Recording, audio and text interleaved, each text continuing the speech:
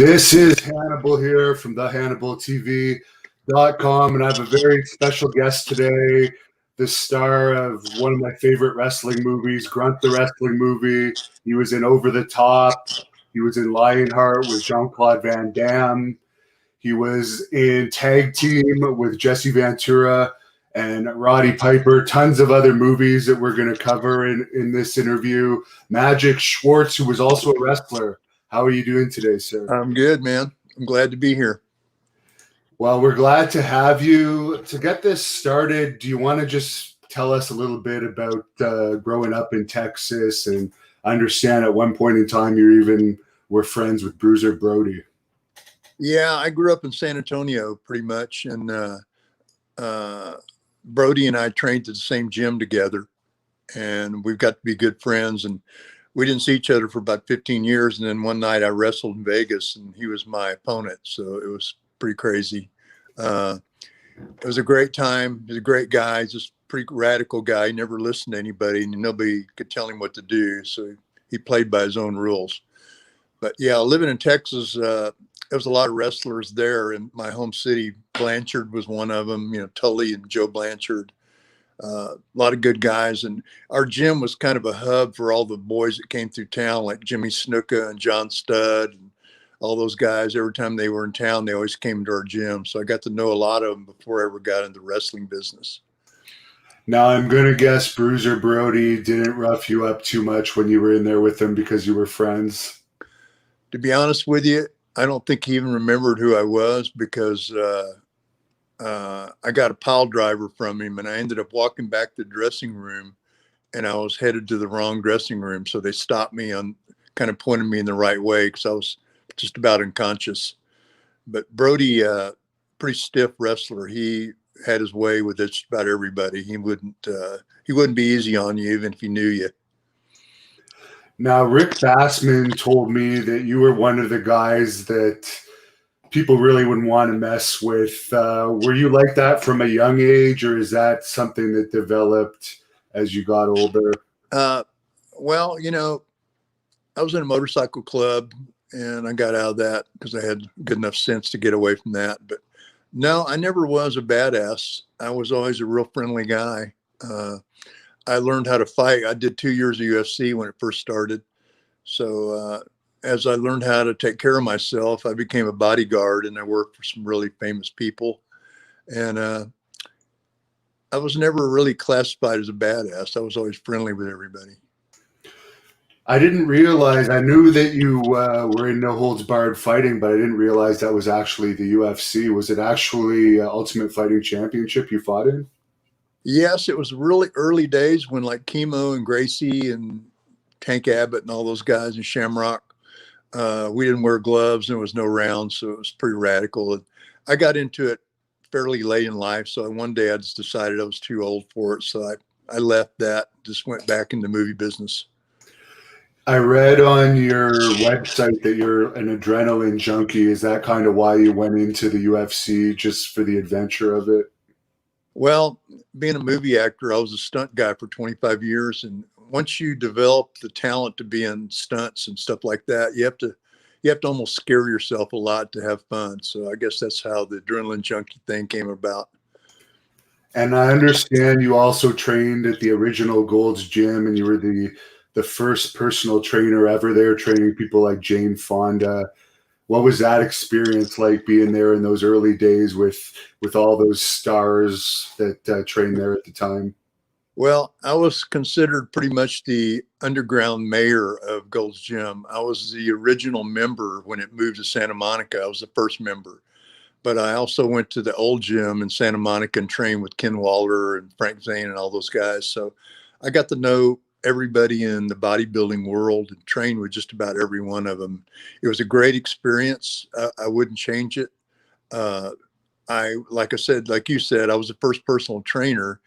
And my clientele, nobody knew what to charge back then. So I was charging like $100 a week, which was crazy back then for the amount of money you could make as a trainer. And yes, I had Michael Landon. I was off-season strength coach for the LA Raiders at one point, training them in Gold's Gym. But I had a lot of good athletes that I trained: Willie Banks, FloJo, a few, just to mention a few, Howie Long, Lal Zato, Bo Jackson. So it was a real good experience, and I met a lot of really cool people along the way. And like I said, I wouldn't change it. I look forward to remembering a lot of the memories from that place. Hopefully it stays open. Now, Rick Drayson just passed away. I know you knew him from those days. Any memories of him that you could share with us after his unfortunate death on Sunday? Rick was a great artist, and obviously everybody knows he designed the logo for Gold's Gym, the original logo. Rick and I kind of knew each other through bodybuilding. At one point, we wrestled together as a tag team. That was probably one of the last wrestling matches I did.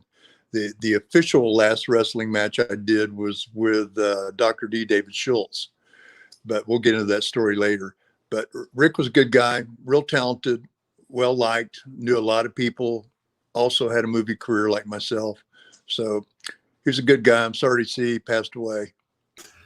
Now, you told me when we were on the phone earlier that it was Michael Langdon that got you into acting. Did you get into acting before you got into wrestling?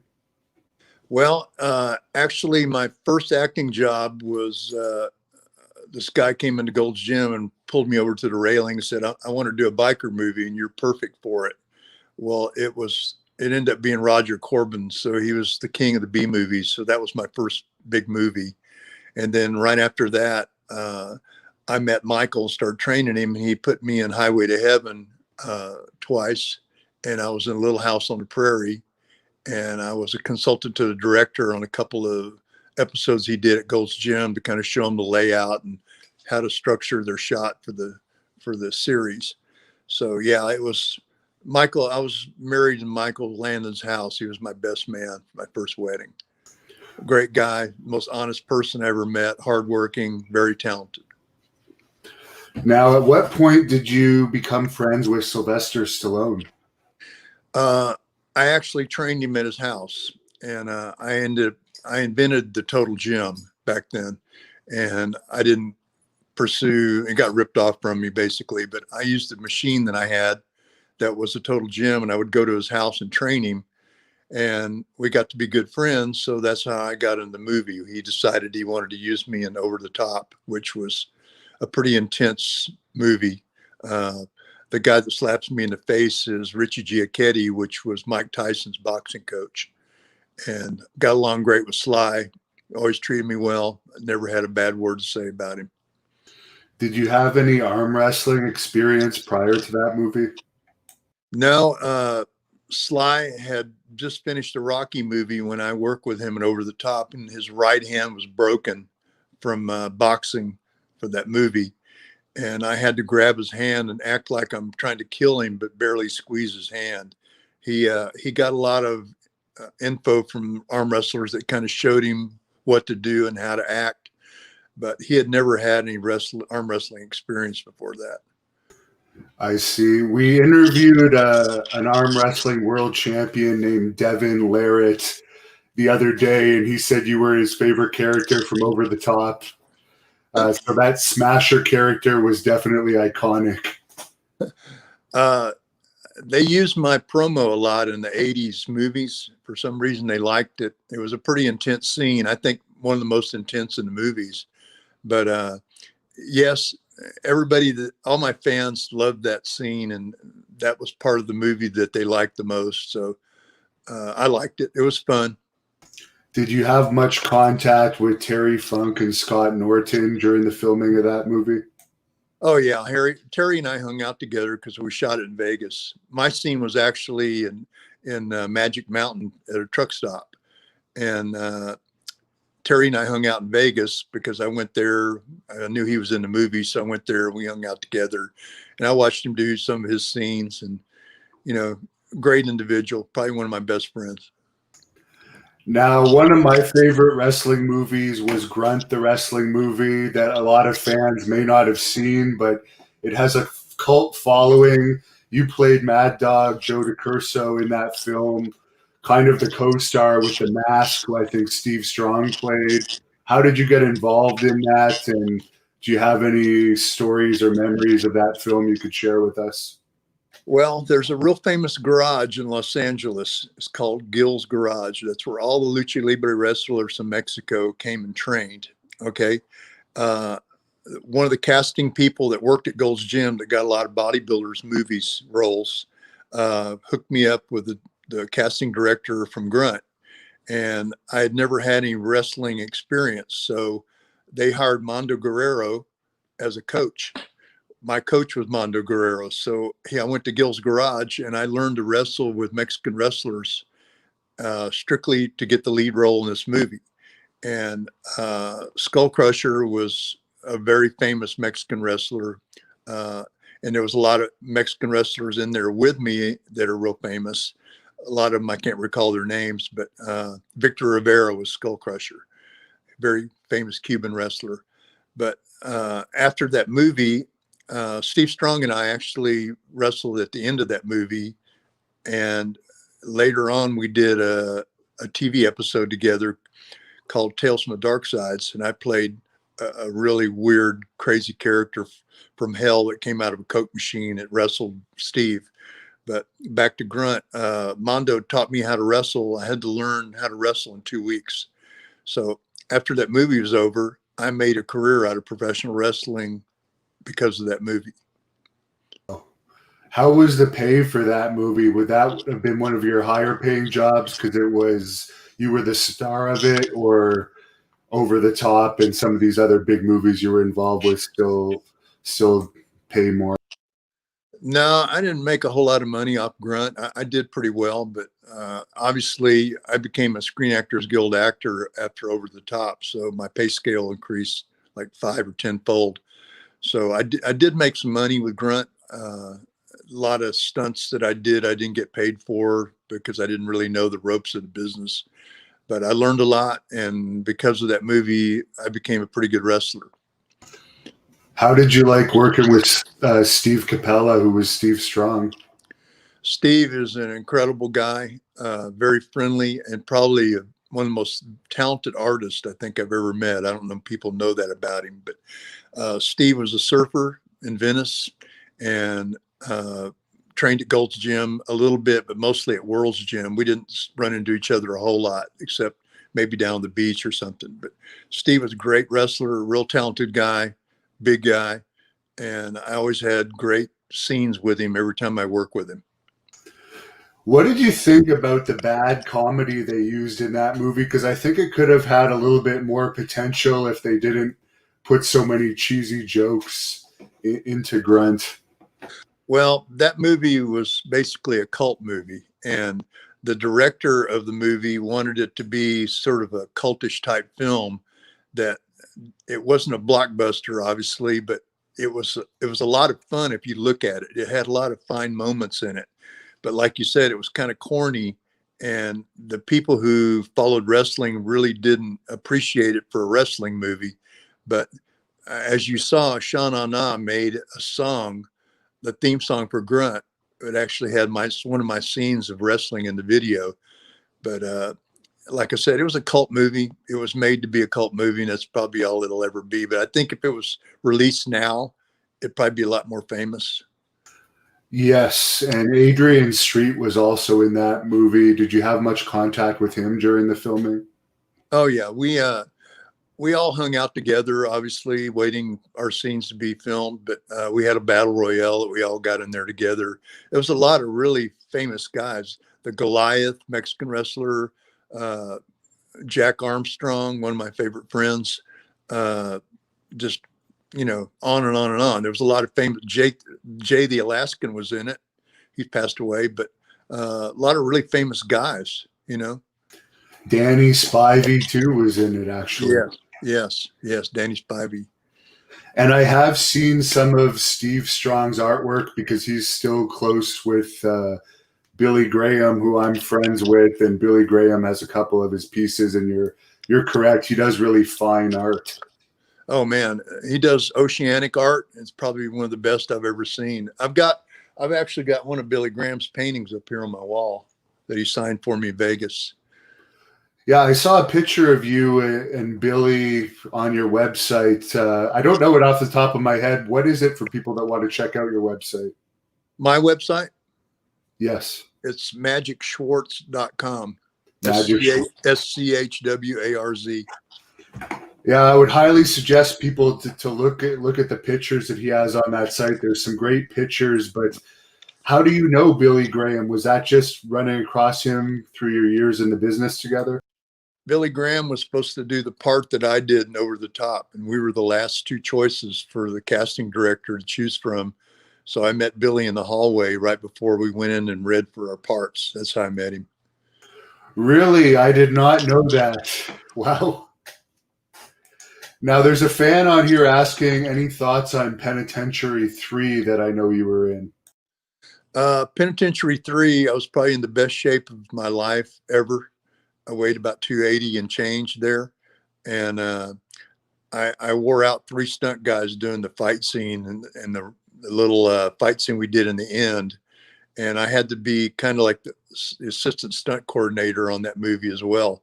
But that was a low budget movie, and it was all shot pretty much in the middle of the night, like 2 or 3 in the morning.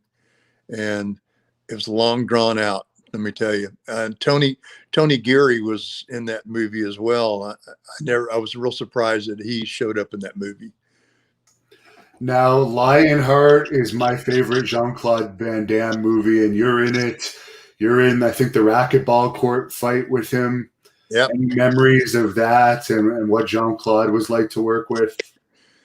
Jean-Claude is, got an ego, obviously, but we did a scene in the racquetball court where he's supposed to kick me, and I fly back into the glass racquetball wall and bounce off and come back to him, and he kicks me again. Of course, I go back in the racquetball court again wall, and the first time we did it, we almost broke the real glass in the racquetball court. So the producer said, let's stop this and redo the scene into a warehouse with real glass so we can break it and make it look realistic. Well, when Jean-Claude kicked me, I said, look, you need to kick me in the chest as hard as you can. So when you do, I can fly back and hit that wall and make you look really good. He said, no, if I do that, I'll break your chest. I went, bro, I've been kicked by a lot bigger and badder ass guys than you. So just lay it in there and let me do my thing. So we left the racquetball court and went to a warehouse, and they took patio doors, glass patio doors, and glued them together. And on cue, I ran backwards through these patio doors that were real glass. It took about over an hour to pick the glass out of my back where the EMS guys were there. That's pretty crazy. Is that one of your highest paid acting jobs? I guess that movie went on to be pretty big. No, I think Over the Top probably was. Okay. Yeah. Now, how was that fight scene? Other than that, was he stiff, or was he really easy to work with as a stunt actor? Well, it was fairly easy to work with, but when I auditioned for that movie, I went to a dojo over in Hollywood, and when I pulled up to it, there was probably 600 guys out on the sidewalk jumping around like karate guys. And I looked at that, and I got ready to walk away from it because I wasn't going to stand in line.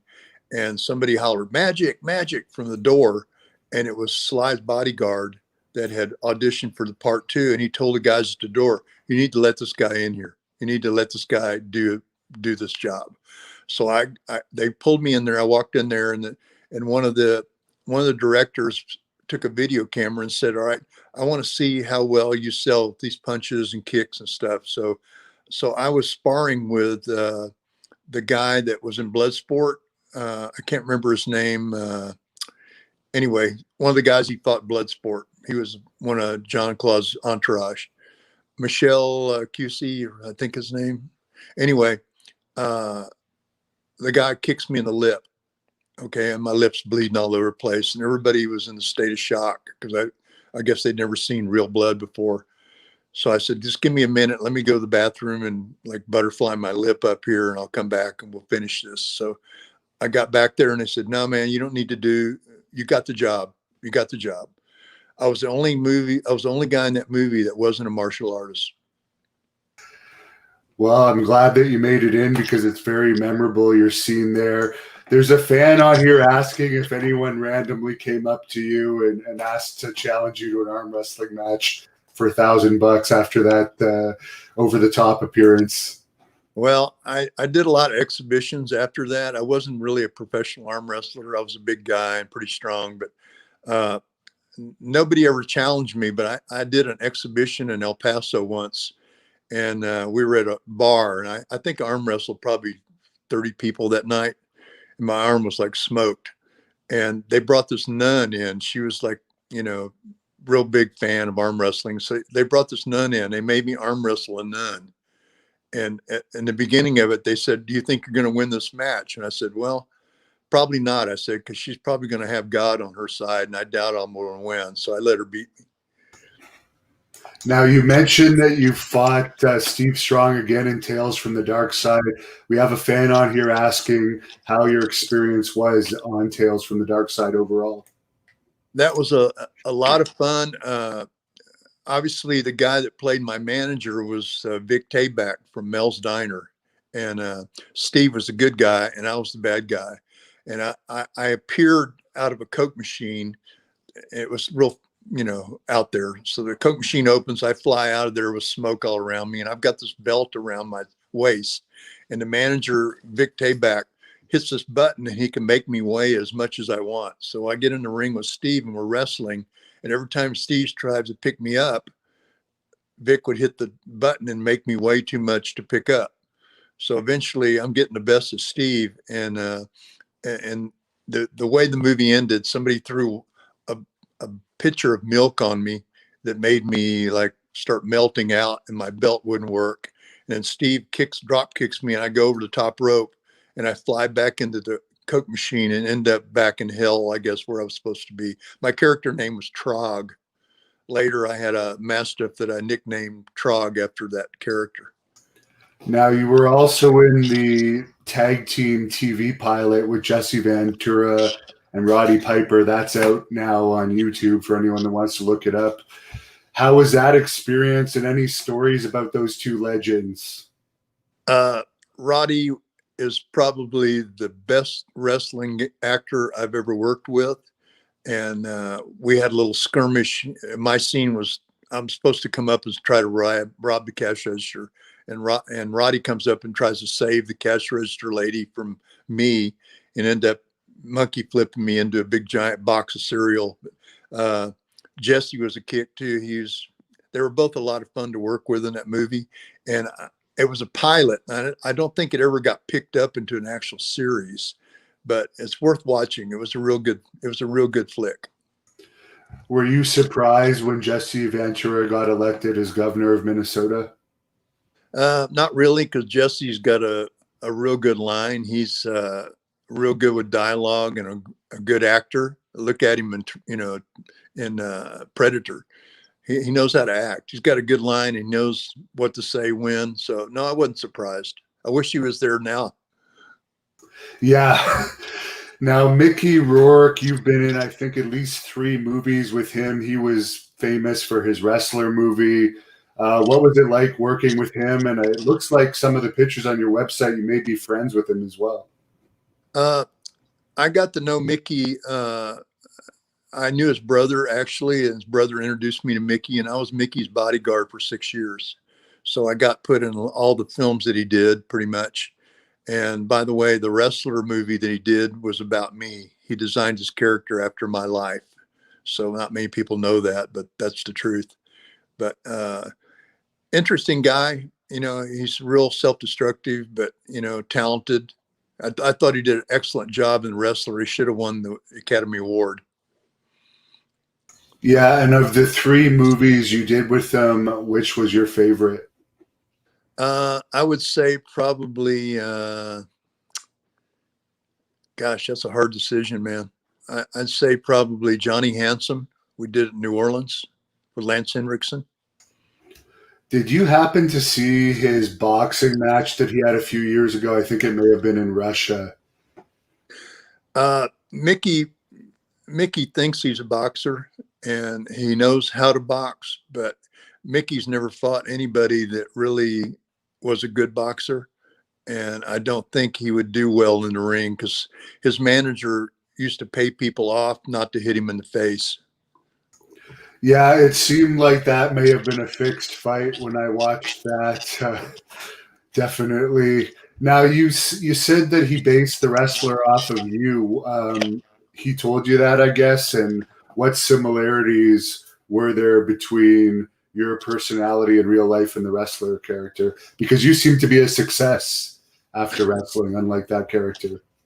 Well, they kind of show wrestling as the dark side of that sport, and it has one for sure.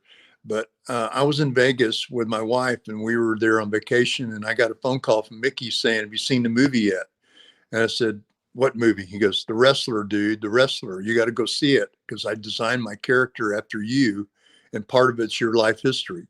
And I had long blonde hair. I wore a hearing aid, lived in a van. So that's where all that came from. But it's definitely true. You can read about it. He definitely designed his character after me for the movie. Yeah, there's a fan on here that you two says you two have very similar faces. You lived in a van at one point. I guess that was after your acting. Before, did you have like a low point in your life before you got back on track?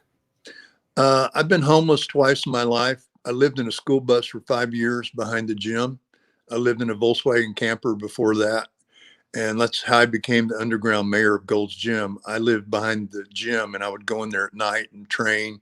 And I fixed all the equipment and moved things around. They hired me to evaluate new equipment when they brought it in there to make sure it was going to last. So that's how I became the underground mayor of Gold's Gym. That's how I moved my way up from living in a bus to my first movie. And then I got an apartment and then moved up from there. There's a fan on here asking if you have any Freddie Roach stories. No, sorry about that. Don't. What was your training schedule like in your peak physical condition? Because I know you were a bodybuilder too. You had a almost perfect physique, pretty much flawless. Looks like you probably trained pretty hard in those days. I trained when I first started training. I weighed 148 pounds. I gained 100 pounds in 5 years. My peak weight was 310. I trained 3 times a day and ate 8,500 calories a day, and pretty much didn't do a lot of cardio. I rollerbladed 3 miles a day, but I trained for 42 years of my life in a gym. So when you say 3 times a day, would one of those workouts be the rollerblading? What was your split like? Let's say a week split for any. We have a lot of bodybuilders on this channel that would probably be interested to know. Well, I trained on what they call triple split. So in the morning, I would go in and say do biceps.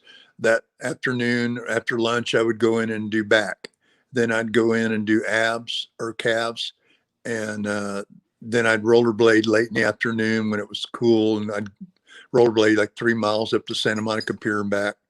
But that was my training regime. Three times a day. I train for 4 days in a row and take a day off. And as far as diet, do you have any diet tips to get your abs as shredded as yours were in your peak? Low carbs, a lot of protein. My typical diet was wake up in the morning, have a box of Raisin Bran, and about an hour later, maybe a pound of fruit. At lunch, a whole chicken. 2 hours later, I'd have maybe some more fruit and then more chicken. By the end of the day, I had 3 whole chickens to eat. Wow. The Raisin Bran, I guess that's high protein. Was that the reason? No, that was basically my only carbohydrates. I used that for energy during the day. There's a fan on here asking what the toughest movie you've ever done was. I'd say probably Grunt, because I had to wrestle a lot of people, and not knowing I wasn't a professional wrestler, so a lot of the bumps I was taking were pretty crucial. And the end of the movie, I don't know if you watch it closely, when Steve and I have this shootout at the end of the movie, he hits me in the head with a chain, and then all the scenes you see were me coming down in the ring on a motorcycle and diving off the bike and jumping in and saving my tag team partner's life by intercepting a drop kick. There was a lot of, I got suplexed over the top rope the first day I did this movie. I'd never been suplexed before in my whole life. So there's a lot of heavy duty shit going on in that thing. How did you like the woman that played Lola in it? I think your wife, I think that was her name. Yeah, she actually took a pretty good bump in that movie. She got drop kicked, I think, but I wasn't allowed to say a lot in that movie. They hired me for my ability more than my acting skills. But yeah, she got a black eye in that movie. And you were also in Runaway Train with John Voight. How was he to work with? I didn't get to work a whole lot with him, but I worked with his Eric. What's his last name? Eric Roberts. And what time I did get to talk to him, he seemed like a really cool guy. I thought that was an awesome movie, man. He played a killer role in that as an ex-convicts. You know, the ending was crazy. And the Stone Cold movie with Brian Bosworth, they played that a lot on TBS back in the 90s. How was that experience being on that film? I was Brian's bodyguard for 5.5 months. That movie was supposed to be a 4 to 6 week shoot. It ended up being 8 months, and we got to be good friends. I was the stunt coordinator, and the assistant to the director on a lot of the scenes for the bikers, because I was kind of a biker guy. But it was a good movie. I built Brian's bike, and I also built Lance Hendrickson's bike for that movie. And I helped build the stunt bike. And that movie, I did the most expensive motorcycle stunt done in Hollywood for quite a few years. It cost $4 million to kill me. Wow. And what was involved in that? It's been a while since I've seen that one. Well, I come down the hallway with Lance Hendrickson on the back of my bike, and Lance gets off and tells me to go kill him. So I take my bike and rev the motor up, coming down the hallway toward Brian, and Brian shoots me off the bike with a shotgun. My bike flies out of the window and blows a helicopter up, goes down and blows 7 cars up in the parking lot. And we snuck in there on Sunday. The Secretary of State got us in there. And when they found out about it, they impeached him 2 weeks later. Now, as far as your wrestling career, you were obviously trained by Mondo Guerrero for Grunt. Who brought you into the actual wrestling business to perform in professional matches? That'd be Mondo. Mondo introduced me to a lot of people, and Red Bastine as well. I moved my way up from local matches in California, and then I went to Hawaii, and I wrestled Jimmy Snuka and a bunch of guys over there. Then I went up the coast of California and got to be a semi-seasoned professional. And then I went to Japan a lot, and then fought all over the country from there on. Who did you work for when you were wrestling over in Japan? All Japan Wrestling. So that would have been probably Terry Funk who brought you in there. Well, Terry had something to do with it. Yeah, we showed up there a lot together because we were both from California, or from near California. He's living in Amarillo, but he spent a lot of time in LA because we was doing movies. But yeah, he was instrumental in getting me over there. Were you usually a heel or baby face? Me? Yes. Always bad guy. Everything I've ever done. Interesting. Yeah. Did you ever work with Judo Gene LaBelle, either in movies or wrestling? Gene is a very close friend of mine. I went to his dojo, and of course, the first time you go to Gene's dojo, you get choked out to see the reality of all this. But Gene was my judo coach, and I took judo from Gene right at the time I tried to get into the UFC and work there. But I was too old for it back then. As far as your training for that original UFC, when it was pretty much no holds barred, how were you preparing? Because we didn't really know. There was no MMA training back then. It was kind of do your own thing. Well, I was a pretty good street fighter, so that helped. But my judo experience helped me a lot.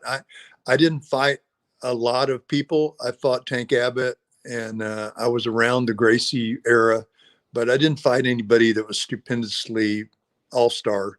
So I just, by the time I realized that it wasn't for me, I quit. And then obviously it took off from there, but it was no gloves, no rounds. And sometimes you fought 6 fights in one night. If you had any friends in the wrestling business, who would you have been close to? Like, did you travel with anybody, or were you a loner? Pretty much a loner. You know, my wrestling school was Red Bastien trained, and Billy trained some people in California at a gym, a racquetball gym. They converted into a wrestling school, and my school was the Ultimate Warrior and Sting and Archangel from Canada. You remember him? Yeah, the Angel of Death. Yeah, there you go. Yeah, those guys were in my wrestling school. But when I traveled, I pretty much stayed to myself. How was the Ultimate Warrior back in those days? Well, pretty stiff because he was a bodybuilder that converted into wrestling, and he didn't quite pick up the whole idea. And he and Sting went from California down south, and I think they worked for Crockett for a while down there. And he sort of got the ropes, you know, figured it all out. But he was pretty stiff. Now, I understand you auditioned for Rambo. I've seen the picture on your website. The big Bofetti is asking what your audition for Rambo was like. Well, I didn't really get to have a big one. I wasn't really big enough because I just cut up for a show I was in. So I was about 202 then. But I just went in there, read for the part, and wore some camouflage and put a headband on. So I didn't know what to expect, but obviously I didn't get it. But Sly and I knew each other back then as well. Dolph Lundgren, you also are friends with. Did you work with him, or are you friends just from living in Hollywood together? Hollywood, pretty much. I see. Were you ever approached about being in any of the Rocky films?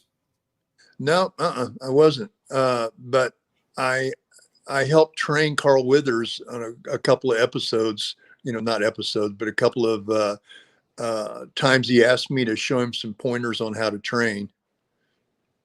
Now, I've seen the picture on your website of you and Brooke Shields. Was she one of your personal trainees, or was she a friend from something else? No, I was her bodyguard. She came and read for one of the parts in Johnny Handsome, and her mom showed up there with her. And my job was just kind of protect her because she had some issues when she was younger. I think she got kidnapped by a production company or something. So I got hired to be her bodyguard for, you know, a couple of days. Who were some of the other celebrities that we would recognize that you've done bodyguard work for?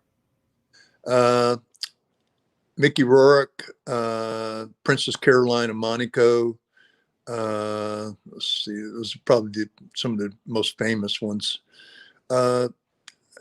I probably would mention it, but you wouldn't probably know who they are. Just people that were wealthy and they wanted to be protected. You know, I traveled with a guy that his mom owned Jones of New York. I worked for him 13 years. We traveled a lot, went over all of Europe and stuff. So I worked with him a lot. What was the most intense situation you came into as a bodyguard, or was it all pretty easy stuff? Well, not intense, but kind of touchy. I was in Sardinia, Italy with Princess Caroline, and we were kept dodging the paparazzi all the time. And I had a lot of issues with them. But once I figured out how they operate, I got a handle on it. But she was a lot of fun to work with. You know, I had a lot of good times over there. I know you can't really talk about your motorcycle club stuff, but have you been in many life or death situations over your life? No, not really. I kind of strayed away from. I saw him coming. I was pretty sharp on that kind of stuff. And you still make custom bikes. There's a lot of pictures of your bikes on your website. Could you talk to us about some of the bikes that you've built? Well, I built a lot of movie star bikes. I had a shop in Hollywood called Harleywood, and I built Aerosmith, Billy Idol, on and on. I built Lance Henriksen's bike and obviously Brian's bike for that movie. But I had the only shop in town that all the celebrities came to. So I worked on Billy Gibbons' bike a few times, Dwight Yoakam, you know, a bunch of celebrities. I can't remember half of them, but I build cars now. I always had the fastest bike. I set a world's land speed record in 1969. I went 204 miles an hour on a Harley, and I've always had fast bikes. So people brought me their bikes to make them go fast and look good. But I do mostly hot rods and custom cars now. What kind of vehicles do you own now? I've got 20 cars, mostly like 1934 Fords, 1967 Chevelle, 31 Ford two-door sedan, 74 Ford Bronco, stuff like that. That's quite a collection. I guess you must have a decent sized property to store all of those. Yeah, my wife and we've got an airplane hangar. I keep all my stuff inside there. I noticed on your website you have a helicopter too, or at one point you had a helicopter. Yeah, we did. I was taking lessons trying to learn how to fly it. And the guy that we were sharing a helicopter with one morning had his pilot try to come get him, and the pilot took off and ended up crashing it. So we no longer are part of that. There's a fan on here asking if you have any future movies in the works or acting jobs, and is there any actor you would have loved to work with but didn't? Well, I guess the most enjoyable experience I ever had with actor would be Michael Landon. Probably the nicest guy I ever met, the most talented director that probably will ever live. I don't have any future plans for any movies, but you never know nowadays what's going to happen. I enjoyed the movie business. It's a little bit stressful at times. You don't get a lot of sleep, and you're dealing with, being on time, being there, doing the right thing. But it was fun. I would do another movie if somebody offered me one. There's a fan asking if you were friends with Paul Sullivan, who used to be a regular at Gold's Gym, and he was in Over the Top. Yeah, I know Paul pretty well. Paul was also a homeless person. He lived in his car for quite a while, and he was in Over the Top as well. But Paul could never quite get there. He's a great guy. He just doesn't have the motivation, I guess, to go out and make it happen. And I wish him well. I hope he's doing well. I haven't seen him in a while. I know he's on Facebook, but he's a good guy. He's a good guy. I noticed the picture online of you and Hulk Hogan. Did you guys just cross paths, or did you actually know each other? I was in the gym one night. I came in there to work out, and my hair was pretty blonde. I had a real good tan, blonde beard, white kind of beard like I have now. And the guy at the counter says, "There's your brother's back there training." And I looked back there and I went, "Wow, he kind of looks like me." And I've sort of went around the gym, and eventually we ended up side by side. And I said, "Hey man, I guess we look enough alike to know each other. My name's Magic." And he says, "My name's Terry Bollea. They call me the Hulk." I said, "So how'd you end up here?" He goes, "I'm living in my van down in Venice on the beach, and I'm supposed to be doing this Rocky movie thing with this guy." And I said, "Cool." He goes, "Yeah, I don't know how it's going to work out, but I'm living in my van, so you'll probably see me working out here a few times." So that was before he ever got famous. So I guess he was pretty down to earth in those days. Yeah, I got along with him well. I mean, the boys kind of respected each other a little bit, but everybody changes when you get famous, and some people change for the best, some people change for the worse. Did you ever have any WWE job offers? I freelanced for the WWF at the time. Did a few matches with them, but nothing. I didn't want to ever sign with the WWF because I was doing movies, and I didn't want to surrender a bunch of the money I make to Vince. So I just decided to freelance. So you would have just been brought in to do enhancement work or house show matches back in those days? Yeah, pretty much, but like I said, when you sign with Vince, you give away a lot of percentage of what you make because he thinks you made you famous. Right. What's your favorite wrestling match you ever had? I'd say probably Dr. D. David Schultz. And it was my last match, my last official wrestling match. And it was basically a shoot from the beginning. It's on YouTube. Just type in Harley Davidson wrestler, you'll find it. Now, I've interviewed David Schultz. He's an interesting guy. Why was it a shoot? Just stiff, or was he actually trying to harm you in the match? No, we just wanted to make this match heavy duty because we had built this match up for about 4 months as a grudge match. I ended up breaking an electric guitar over his head. So we ended up getting this grudge match going, just, try to make this match sell more tickets and stuff. But he's a good wrestler, knows what he's doing, and neither one of us got hurt that badly, but it was definitely a shoot. Would Japan have been your most famous territory, or was there another territory that you were best known in? Probably California and Hawaii. I wrestled a lot back and forth there. I wrestled Snuka and not Arn Anderson. There's another Anderson. I can't remember his name Gene now. Anderson, maybe, or Oli. Oli, there you go.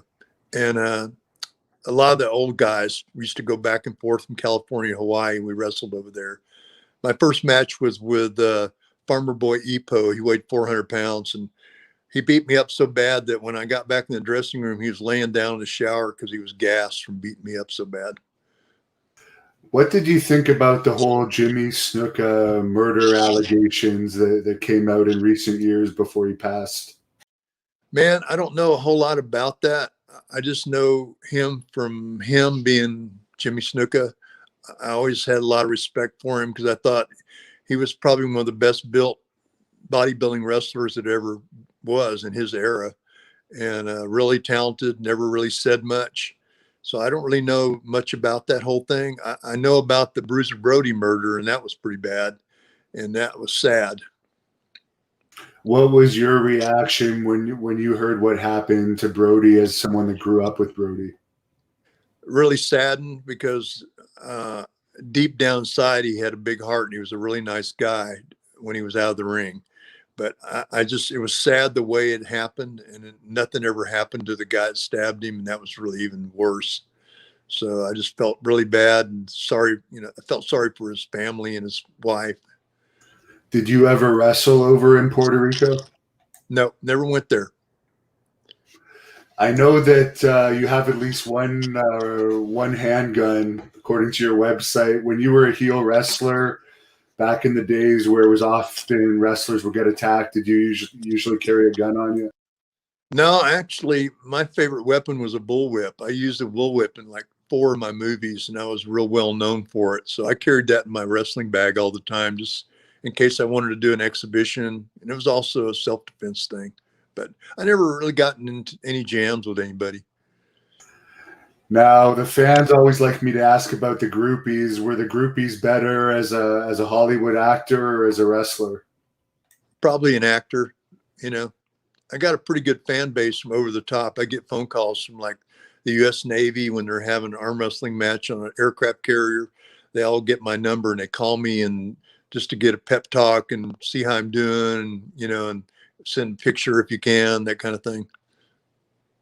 Now, for training abs, that's one area that I am looking to improve on. Do you have any tips for abdominal training? Hanging leg raises and doing sit-ups on an incline bench. That's about it. I wouldn't do anything else. And as far as Arnold Schwarzenegger, did you ever run into him when you were doing the Gold's Gym scene? Arnold and I don't get along very well together. The opening of the World's Gym in Venice, when Joe Gold moved it over there, they had an opening party, and I was there. I was with my ex-wife and a guy named Rick Valenti, and I'm wearing this Western shirt that looks like the kind John Wayne used to wear, right? And Arnold walks up to me and he says, "Who do you think you are, Johnny Cash?" And I said, "How about we do this? How about we go outside and I kick your ass? How about that?" And I thought to myself, if I do happen to somehow miraculously lose this fight, it's going to be National Enquirer material. And if I win the fight, it's still going to be National Enquirer material. So I left it there and he walked away and we never really talked after that. Now, I've seen you have Lou Ferrigno pictures on your website, so I guess your experience with Lou was a little better. Lou is a sweetheart guy. I used to be an expediter of all the bodybuilding shows with Kent Keene. We did all the America and some of the Olympias and a lot of the old shows. And Louis was always there. Sometimes he'd guest pose. And because we were both deaf, I'm not deaf anymore. I had my ears redone, but because Louis was deaf, we both related to each other. And I've known him ever since, I think, 1970. And I'm really glad to see that he got somewhere in the world of acting and made something out of himself, because he deserved it. A really nice guy. Franco Colombo, of course, passed away, I think, around a year or so ago. Did you ever have much contact with him, and what did you think about his passing, which was kind of sudden? I never really got to know Franco. I mean, I know a lot about him, but I've never really hung out with him, and never really knew much other than bodybuilding about him. I guess he would have been in Arnold's clique. Oh, definitely, for sure. Best friends. There's a fan on here asking what your heaviest weight would have been. 310. And the fans always like to know the best bench press, squat, and deadlift. I wasn't a big bench presser because it's really bad for you, and you can tear your pec real easy, and that ends your career of whatever you're going to do. I could do a 475 bench, and I did I think a 550 squat, and I think 6 something deadlift. I wasn't a bench presser. I did dumbbells. When you did dumbbells, did you keep your hands turned slightly in, or were they similar to bench press? Similar to bench press. Similar to bench press. And you found, obviously, it worked for you. You got as much development. I guess you did incline dumbbells too? Yes. Incline dumbbells, flat dumbbell presses, and dumbbell flies, and cross cable flies. That was all I ever did. There's a fan asking, Biggest Richard Cranium, what do you think of The Rock going from wrestling to being the highest paid male Hollywood actor? I'm going to guess you may have met him in Hawaii. I met Rock when he was 14 years old. I wrestled his dad all the time in Hawaii, and Rock was always there on the sideline. But you know what? Humble guy, deserves everything he's gotten. Great actor, good athlete, and a good role model for a lot of kids. What's the best place to have tacos in San Antonio? Someone's asking. Blanco Cafe. Now, I've seen on your website you develop fly fishing lures. I'm guessing you're a big fisherman. And how did you start making your own tackle? A friend of mine turned me on to fly fishing, and after that, I went all over the world doing it. And I learned how to tie my own flies and stuff, which is rewarding. And I was training for the world's longest fly casting. I wanted to get the world record on that, but I got involved in a lot of other things, kind of got in the way, but I'm still probably going to do that at some point. But I had a lot of good friends in fly fishing, got to meet a lot of really cool people and travel a lot to some really exotic places. And I shoot guns a lot. I shoot bow and arrows, throw knives, you name it. Now, you've been all over the world, from wrestling, acting, motorcycle riding, fishing, photography. What are some of your favorite places to visit? Italy is probably the one. Norway would be the second. And probably Ireland. I enjoyed all 3 of those a lot. Norway. I don't know much about Norway. What was so special about Norway? I know the women are beautiful. Well, not only that, the place is super clean. The air is pure, and there's no pollution, and everybody's friendly. I rode my bike there and really enjoyed going there. I rode to Norway from, I covered 4 continents in 1.5 months. So I ended up in Norway, and then I got on the ferry and went all the way across the ocean to England, and went to England, Ireland, Scotland, came back through Germany. So Norway was the cleanest country I think I've ever been in. There's a fan on here asking if you're familiar with Dennis Newman, the bodybuilder. Yeah, I knew Dennis. He's a good guy, had a great physique. He just couldn't. I think he had some health problems at some point and had to get out of it. What do you think about what bodybuilding has become? Because back when you were training at Gold's, I think that's when they had the best physiques. Now it's almost like dinosaurish physiques with the big human growth hormone bellies and so forth. But what do you think about where the sport is now compared to where it was? Well, one of my favorite bodybuilders was always Frank Zane. I always thought he had a real complete physique. It was like streamlined. And like you said, that the drugs have gotten into the sport, and I doubt it'll ever be the same again. I was in an era called the Golden Era, and my training partner was Tom Platz for 7 years. And I've watched everybody come and go and crater and die and get hurt. I just feel like that the sport now is about how much money you can spend on the drugs, not how intelligently you can train. Now, obviously, there were some drugs back in those days, but there wasn't as many of them. There's always some bodybuilders out here that like to know. We don't obviously encourage it, but if there's any cycle that you would recommend. Well, I would say, because a lot of people have been dying lately, I would say try to stay away from it if you can. And I mean, I've done my share. I'm no holy grail here, but I would say try to train to your potential as much as you can with naturally. And in the old days, we used Decadurabolin and Anavar and Winstrol, and that was probably about it. But you can see the difference of the way the growth hormone has taken the sport away from everything. And I guess because the testosterone would cause you to retain too much water, you'd stay away from the test compounds. Do a little test just to keep your androgen levels up. But, you know, the problem is you start doing too much testosterone, it converts to estrogen. And then you're holding water, and then you're not doing your body any good. There's a fan on here asking who was the strongest guy at Gold's when you were there. Well, the strongest guy that came through there was Bill Casimir, no doubt.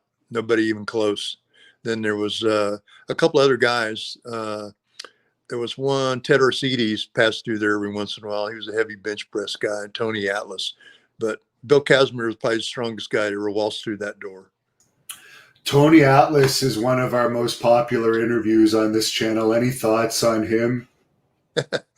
Tony's a character, man. He would always, he and Ted Arcides would always go at each other over bench pressing. And of course, Ted could smoke him, but Tony had a shoe fetish, a female shoe fetish, and he would collect shoes from girls. But strong guy, good wrestler, funny, nice to be around. There's a fan on here from Ireland that heard you say you liked Ireland, and he wants to know if you've heard of Cork. I don't think so, but I really enjoyed Ireland, and the people there were incredible. The scenery is incredible. Just they're fun people, really nice. I rode my bike around the whole country pretty much. I never had an issue, and just really, really fun people to be around. Did you ever wrestle up here in Canada? One time I went to Calgary, I think, and that was about it. That one time was enough. That's a pretty brutal territory. Yeah, that's when the Angel of Death was still, he and Steve, God, I can't remember his. It's kind of hard to remember back some of his names. DeSalvo, maybe. There you go. I went up there with those two guys. Yeah, it's a lot. The weather's a lot worse than California as well. Oh yeah, for sure. Well, I lived in Montana for a while, so I know about cold weather. This is a good question. What was it like to train legs with Tom Platz and the failure training that Tom Platz is known for? Well, training with Tom was not only his failing, but your failing too, because he would go on a leg extension for probably 20 minutes on one set, and he would fail, and you would.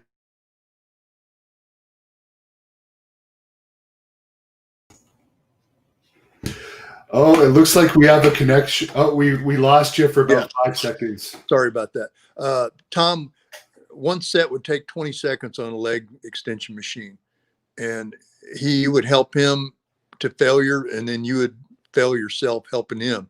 But I saw him do 48 reps with 405 one day on the squat rack.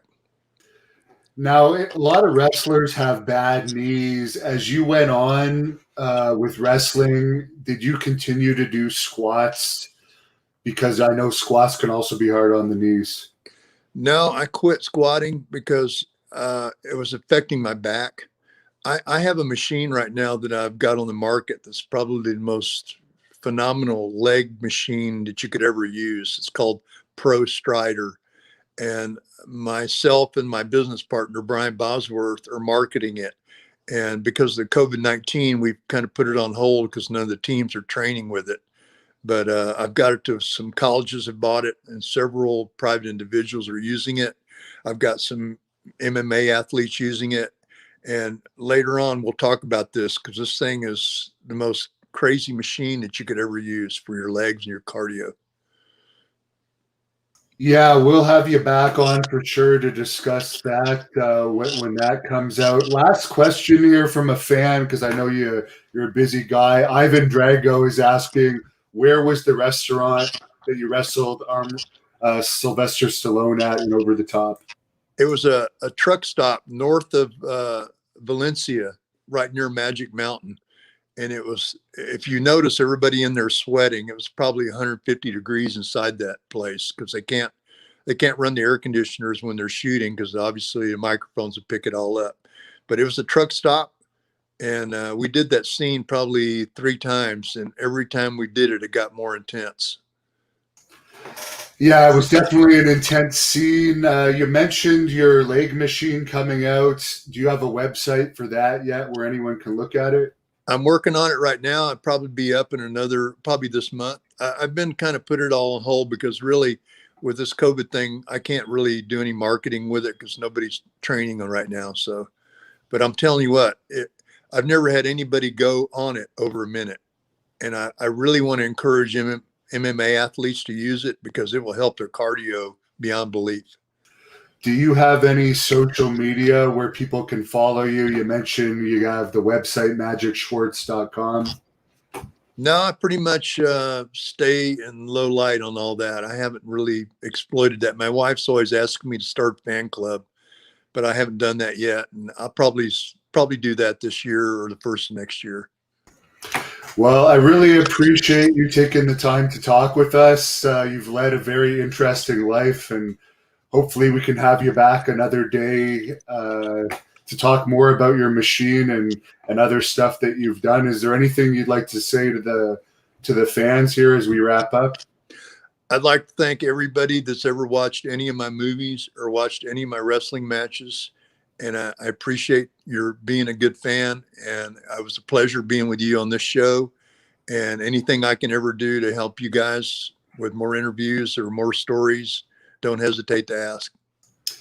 Thank you. And as I said, that Devon Larrick guy, he happens to have the same name as me, but he's a legitimate world arm wrestling champion. When I had him on my podcast a few weeks ago, he put out a challenge to you. And I was just wondering if you could close this off as the smasher and say a message to Devon Larrick, who said he could beat you in an arm wrestling match. Well, Devon, I got $100,000 that says I can beat you. You want it? If you do, come back here and I'll break your arm off. So take that and stash it where the sun